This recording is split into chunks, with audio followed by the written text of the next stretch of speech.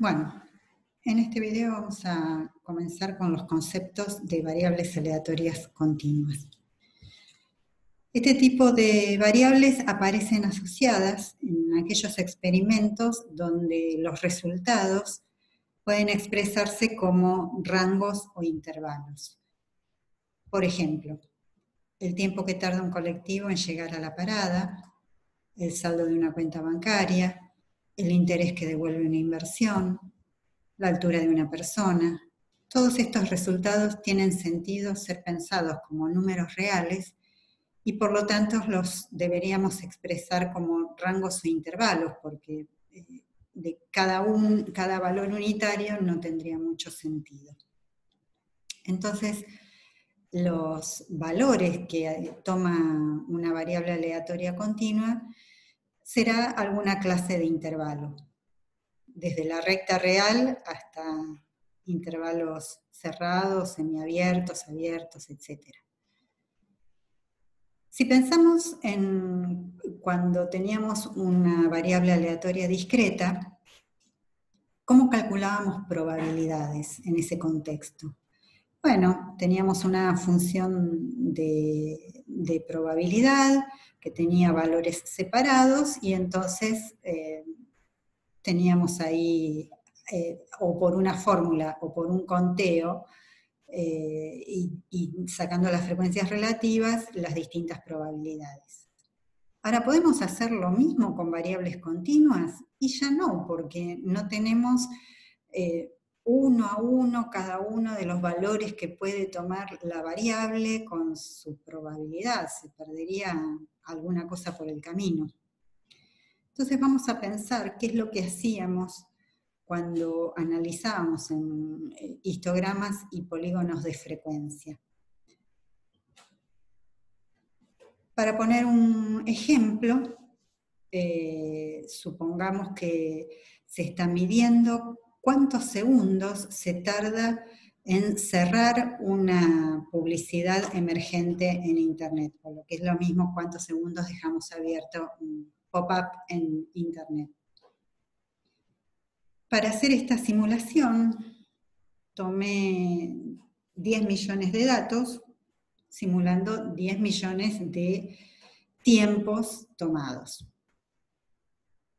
Y aparece esta primera configuración de histograma. Entonces, recordemos cómo se realizaba un histograma. Bueno, lo primero que teníamos que hacer era armar una tabla de frecuencias relativas, es decir, ordenar todos los datos de menor a mayor, formar intervalos, contar cuántos datos tenía en cada intervalo, con eso tenía las frecuencias absolutas, y si dividía cada una de esas frecuencias por el total de datos observados, obtenía las frecuencias relativas.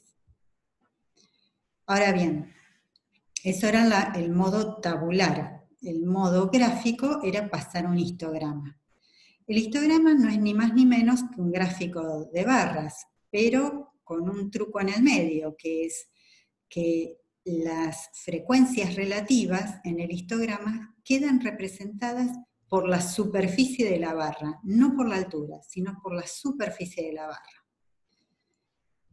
Entonces, la primera cuestión que implica esto es que si sumo todas las superficies de las barras, esa suma va a dar 1, porque la suma de todas las frecuencias relativas es 1. Volvamos al ejemplo. Para realizar este ejemplo de las 10 millones de mediciones, tomé una amplitud de intervalo de 4 segundos. Y la configuración se muestra de esta manera, con pocos intervalos. Y además agregué lo que llamamos polígono de frecuencia, que es los tramos de recta de segmentos que unen el punto medio de cada barra en la parte superior. Un histograma que considere ahora, en lugar de intervalos de 4 segundos, intervalos de 2 segundos, para esos mismos datos mostraría esta configuración. Y si sigo achicando los intervalos, como tengo muchísimos datos, se van a ir suavizando el extremo de las barras y también se va suavizando el polígono de frecuencias. Cada vez más, cada vez más. Y uno podría pensar que si tuviese aún muchos más datos que 10 millones, necesitaría muchos más, en el límite, en el infinito, pasaría esto. Sin olvidar que en cada paso, la suma de las superficies de todas las barras sigue siendo 1.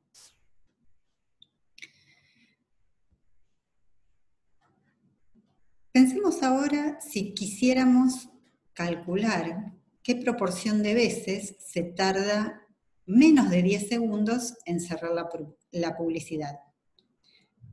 A partir del primer histograma, el de menos intervalos, lo que tengo que hacer es sumar las superficies de las dos barras indicadas, que son las que corresponden a menos de 10 segundos. Si lo pienso en términos de la función del polígono de frecuencias, observen que esta área que está acá es la que no está acá. Entonces queda compensada, y esta que está acá es el área de acá. Por lo tanto, hay una suerte de compensación. Podría estar mirando o la superficie de las barras por un lado, o lo que queda por debajo del polígono de frecuencias en forma equivalente. En la medida que voy cerrando los intervalos, haciéndolos más cortos, el concepto sigue siendo el mismo, con la ventaja de que voy a estar refinando cada vez más el área que queda descompensada, o sea, va a ser más preciso el cálculo. Y puedo seguir así indefinidamente hasta el gráfico límite. Todo para obtener la proporción de veces que se cierran las publicidades antes de los 10 segundos. Ese es el concepto que está por detrás de la función de densidad. Esto que acabamos de ver, ese límite ideal. Entonces vamos a tomar una variable aleatoria continua y vamos a definir función densidad para esa variable a una función f que cumpla 3 requisitos. Por un lado, que sea mayor o igual que 0, positiva. Que la integral a lo largo de toda la recta sea 1 y que la probabilidad de que la variable aleatoria esté entre dos valores a y b es la integral de esa función entre a y b. Recordemos que integral es sinónimo de área bajo la curva. Entonces lo que estamos pidiendo para una función densidad es esto, de que sea esa gráfica cuya área bajo la curva da 1. Y para el cálculo de probabilidades, si quisiera calcular la probabilidad de que x sea menor que un a dado, bueno, será el área bajo la curva que corresponde a los x menores o iguales que a. Recordemos que el punto esté o no esté, o sea que el intervalo sea cerrado o abierto, en la integral no influye, por lo tanto esa probabilidad de que x sea menor que a también es lo mismo que la probabilidad que x sea menor o igual que a. Lo mismo para el otro lado. Si quiero tomar la probabilidad de que x sea mayor que b, me interesa el área comprendida desde b en adelante por debajo de la curva f. Y que el punto b pertenezca o no pertenezca es indiferente. Esto es distinto al caso discreto. Y equivalentemente, cuando tengo un intervalo del tipo AB, la probabilidad de que la variable esté en ese intervalo es el área bajo esa curva. Observemos que va a ser lo mismo si el intervalo es abierto, cerrado o semiabierto en cualquiera de los dos sentidos. La probabilidad es la misma porque es la integral entre A y B de la f. Y además que para cualquier punto la probabilidad de que x tome exactamente el valor A es 0, porque es la integral entre A y A. Supongamos una función, por ejemplo esta, definida en dos partes, x sobre 8 entre 3 y 5 y 0 en caso contrario. Podemos preguntarnos si puede funcionar como función densidad. Bueno, positiva es, acá está parte de la gráfica, solamente nos queda averiguar si la integral entre menos infinito y más infinito de esta función es 1. Bueno, recordemos, integral es equivalente a área bajo la curva. Podemos tomarlo de las dos formas, esta averiguación de cuánto da el área esa. Podemos calcular el área del rectángulo más el área del triángulo, base por altura sobre 2. Efectivamente da 3/4 más 1/4, así que da 1. O podemos ir vía la integral. Calculamos integral entre menos y más infinito de toda la función. Como está definida de a tramos, separamos la integral en los 3 tramos que corresponde. Hay 2 tramos que se van porque la función vale 0 y solo queda el tramo central, que es la integral entre 3 y 5 de x sobre 8 diferencial de x. Y haciendo los cálculos adecuados, llegamos a que es 1. Entonces, esa es una función que bien podría actuar como función densidad. Supongamos que tenemos una variable aleatoria, cuya función densidad tiene esa expresión. Quisiéramos calcular entonces la probabilidad de que x sea menor que 4, que x sea mayor o igual que 3,5, etc. Bueno, podemos hacerlo como hicimos antes, calculando áreas bajo la curva, ya sea por vía de la integral o descomponiendo en rectángulos y triángulos, en cualquiera de los casos. Acá tendríamos el área bajo la curva entre 3 y 4. O sea, esto es entre menos, y es lo mismo que entre menos infinito y 4, con esto responderíamos probabilidad de x menor que 4, probabilidad de x mayor o igual que 3,5 sería este área bajo la curva, etc. Pero es un método algo incómodo. Hay una función que se llama función de distribución que nos permitiría realizar estos cálculos mucho más sencillos. La función de distribución está definida de la siguiente manera. Es la probabilidad de que la variable aleatoria tome todos los valores menores o iguales que el x en el que está parada. Es decir, f de x, distribución, es la probabilidad de que la variable aleatoria sea menor o igual que x, y por definición es la integral entre menos infinito y x de la función densidad. Es decir, que hay un ida y vuelta entre la función densidad y la función de distribución. Si mi dato es la función densidad, puedo conseguir una función de distribución simplemente haciendo la integral, con todos los cuidados que requiere si la función está definida, si la densidad está definida de a tramos. Y al revés, lo mismo, si me dan como dato la función de distribución, derivando puedo obtener la densidad. Sigamos con el ejemplo anterior, ese que vimos que esta función bien podía ser una función densidad. Supongamos que hay una variable aleatoria por detrás que tiene esta función densidad. Haciendo los cálculos correspondientes, esta sería la función de distribución. Entonces, con esa fórmula fácilmente puedo calcular las probabilidades que necesitaba antes. Por ejemplo, la probabilidad de que x sea menor que 4 es la función de distribución en 4. Reemplazo 4 está comprendido en el intervalo 3, 5, por lo tanto tengo que reemplazar en esta parte de la expresión la x por el 4. Entonces es x cuadrado, 4 cuadrado menos 9 sobre 16.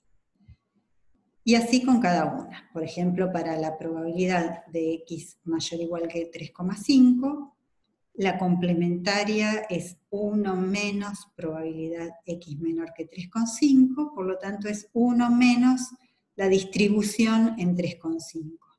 Hago los reemplazos, tengo el resultado. Otro caso es, acá hay una unión de eventos, x menor que 3,5 o x mayor que 4,5.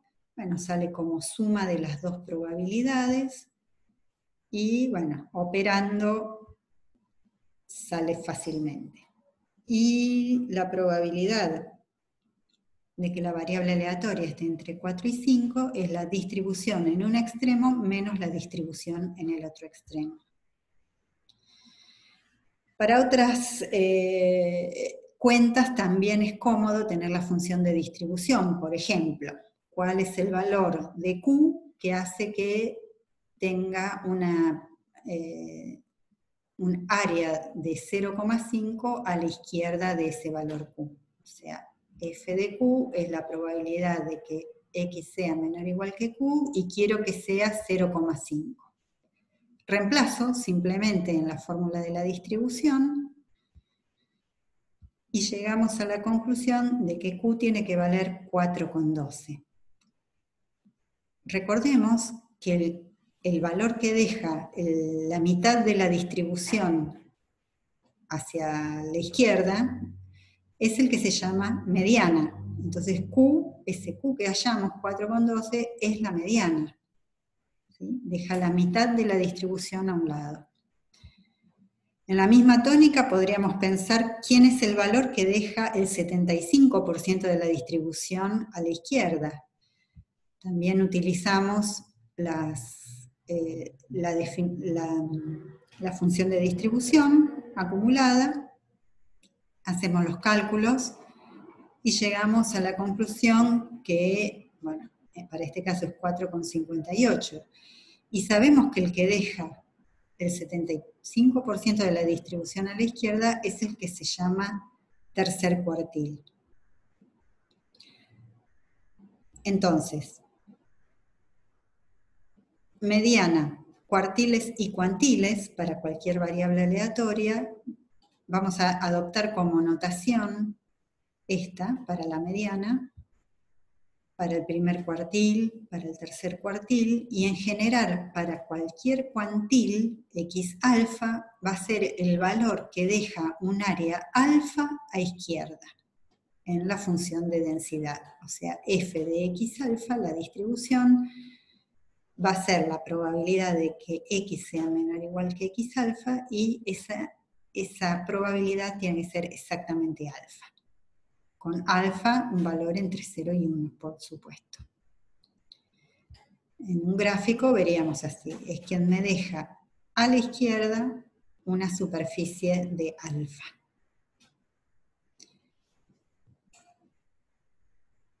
Y en las variables aleatorias continuas también vamos a dar la definición de esperanza y varianza. Esperanza es la integral entre menos y más infinito de x por la función densidad diferencial de x. Es decir, lo que en discretas lo resolvíamos con una sumatoria, en continuas lo resolvemos con una integral. En general, la esperanza de una función de la variable aleatoria, de una función lineal, h de x es h de la integral entre menos y más infinito de h de x por f de x diferencial de x. H no necesariamente tiene que ser lineal, puede ser cualquier cosa. En particular, cuando h de x es la función cuadrado, x cuadrado, vamos a poder estar calculando la esperanza de x cuadrado como la integral entre menos y más infinito de x cuadrado f de x diferencial de x. Este hecho lo vamos a necesitar para cuando necesitemos calcular la varianza. La varianza de x es la esperanza de x menos esperanza de x, todo eso al cuadrado. Y se puede mostrar, igual que en el caso discreto, que es equivalente a la esperanza de x cuadrado menos esperanza de x al cuadrado. Por eso necesitamos esta fórmula de cálculo.